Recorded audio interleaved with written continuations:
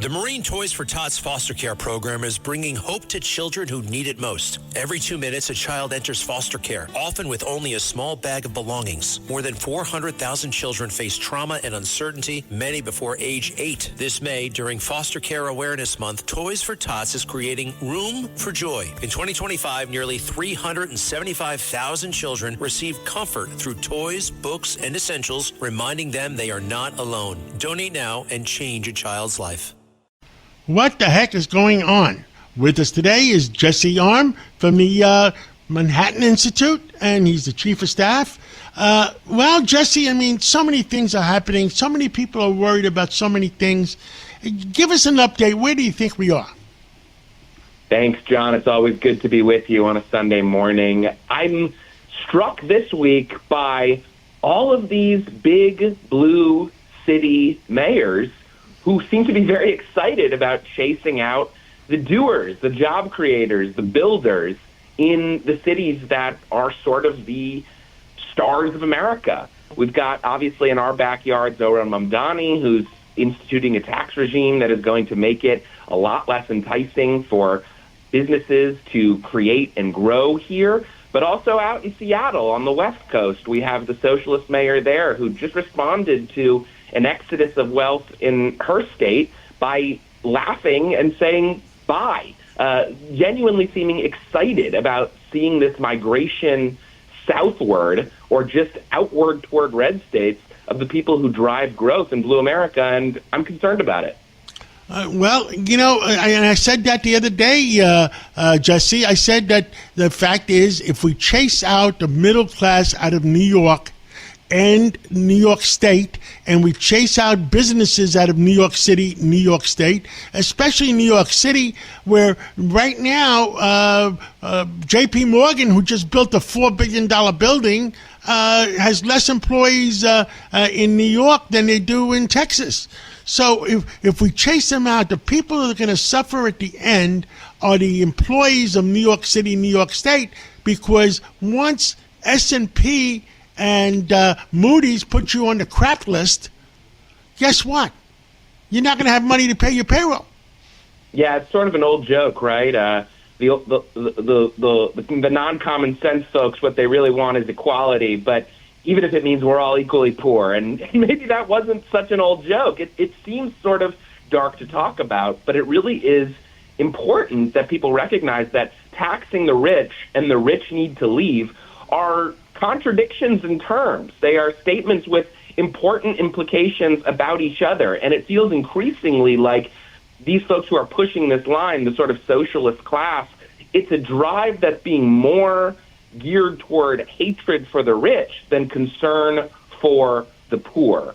And I think that does extend to estate tax, income tax, disregard for public safety in these cities, of which the poor is disproportionately affected and can't kind of protect themselves from it, or put themselves in a bubble where they don't apply, it doesn't apply to them, call an Uber to get everywhere or have a driver take them from location to location. The big thing here, John, look at also the mayor of New York, right? Putting Ken Griffin on blast, individually targeting a guy who's got a massive real estate project that's going to be responsible for a lot of growth and a lot of jobs right in Midtown, that and the mayor makes him out to be some sort of enemy for doing that. It's disturbing. And after the billionaire class leaves, what's going to happen? The bureaucrats are going to turn their sights on the savings of regular working class city dwellers in these places.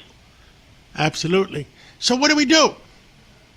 Well, I do think that one thing that really stands out to me, and this is sort of underemphasized in the debate we're obviously having about gerrymandering or redistricting. The red states are carving up their congressional districts in such a way that there are very few Democrats with representation. The blue states are responding in turn by carving up their states in such a way where there's very little Republican representation. And it's sort of a ratcheting up of these tensions in both directions. And I realize that seems sort of disconnected, but I actually think it's all of a piece, because the socialists who increasingly are governing these big blue cities, right, they're actively encouraging this out-migration.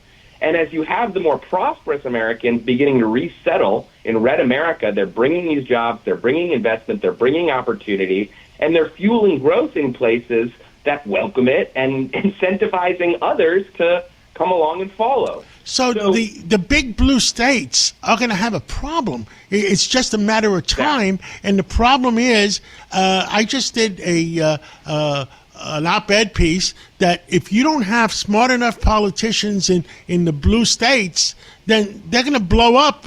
It's just a matter of time. Yeah, so you see where I'm going with this. There's obviously impending fiscal collapse in a lot of these places because they won't have the tax base to do the big government things they want. But beyond that, they're fighting these redistricting wars, but by the time the 2030 or 2040 census rolls around, when we give out states their electoral college votes and we essentially determine how important they are and how many representatives in Congress they get, all this chest-thumping, democratic gerrymandering in the world isn't going to do much good if it's the red states that are continuing to boom with population while blue states are bleeding it, not just population and voters, but they're also bleeding wealth. Understood.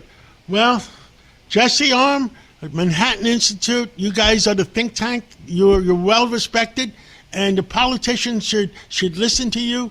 And the state senate, the state assembly, the city council, and let's keep talking. Let's keep letting the American people and all New Yorkers know what's going on. Appreciate it, John. Great to be with you.